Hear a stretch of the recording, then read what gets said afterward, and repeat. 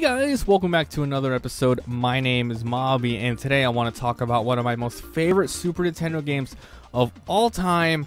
Here it is, Super Mario RPG Legend of the Seven Freaking Stars. This is my original copy that I've played to death. I even have a nice little dust cover here with the official Nintendo controller logo thingy here.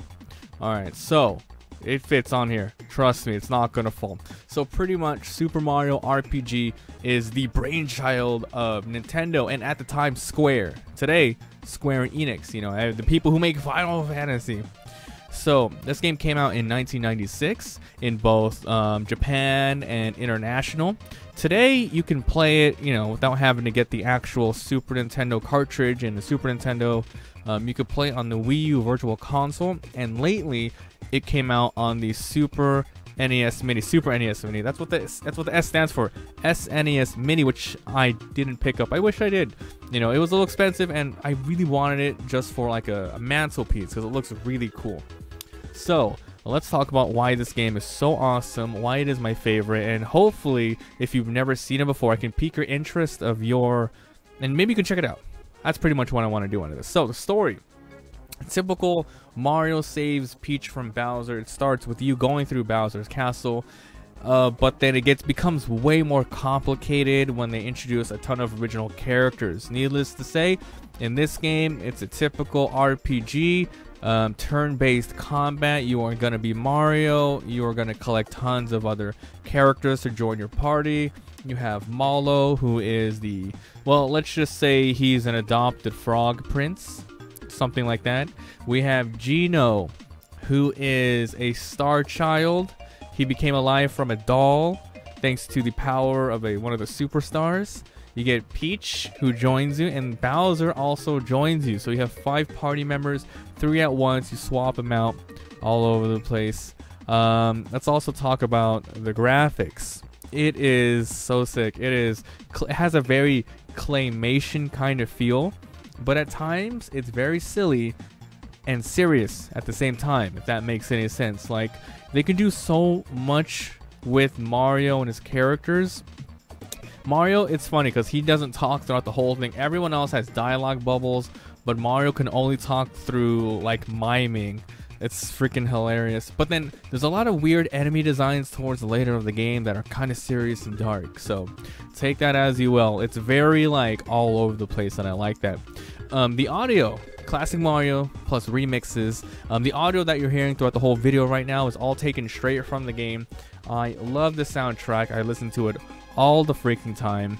Now let's get into the meat and potatoes of this game, the gameplay. So like I said, it's a JRPG with a Mario flair. Think of it as a sort of light RPG. Like I said, 3 characters at once. It is turn-based combat, and you know, typical RPG stuff. You're gonna get experience. You're gonna pick up items, buy and sell things, equip weapons, armor, accessories, use up mana resources and stuff. But what makes this game really accessible? Let's say you are a Mario fan, but you've never played an RPG before. This would be very, very welcoming, you know, for you guys. First of all, it is non-random, meaning, you know, Final Fantasy walking on grids and then all of a sudden splash screen into a random battle. Here, enemies are on screen. Now, that's not like a super crazy new thing, but in this 3D environment, it works really well. Think of it like Earthbound, where you see a Goomba walking around and you can avoid him, or you can run right into him if you want to grind and stuff like that. So enemies are on screen, and of course there are some scripted stuff, you know, boss battles and etc. And this is what makes the gameplay just like super crazy over the top for me, and that is it's time to base attacks. Now there are 5 different kind of options you can do during battle, and you can attack with whatever you have equipped. Oh man, you can attack with whatever you have equipped. You can use items, you can use magic abilities, you can defend, and you can run away. Why would you ever defend in that game? I have no clue, but pretty much this is where they even have a tutorial for this, because it's kind of a crazy concept, but it's cool, and they pretty much took this concept to future Marios like Mario and Luigi Superstar Saga and stuff like that. But this is the original. Even Paper Mario has done this stuff.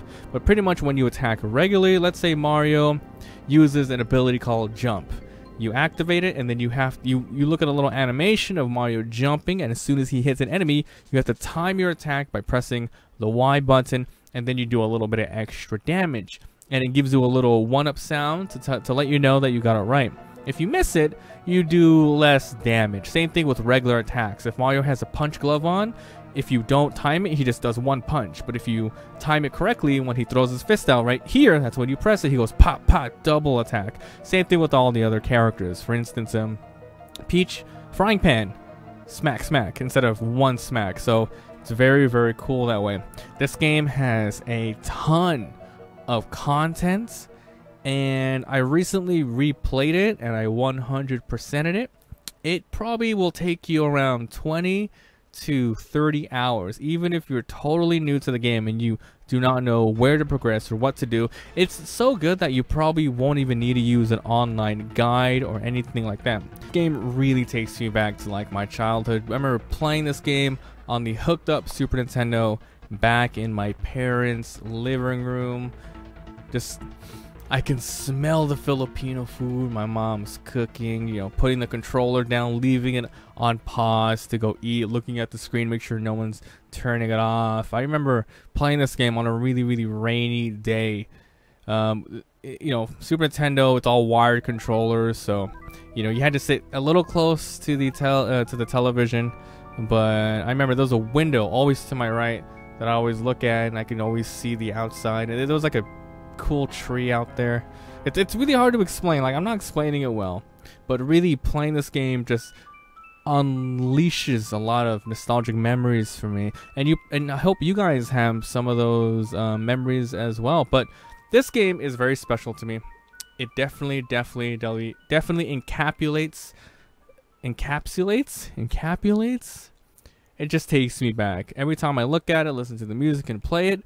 The good old days where, you know, not much going on, no bills, no crazy responsibilities, just you, hours upon hours of playing, looking for lots of random unlocks without using the internet, finding it out on yourself. It's very special to me, so that's why I wanted to share this with you guys. And I want to know down in the comments, have you guys ever played this before? Do you plan to? What's your favorite Super Nintendo game? Or if you don't have a Super Nintendo game, what's your favorite on the PlayStation 1, PS2, PC, Xbox? I want to know.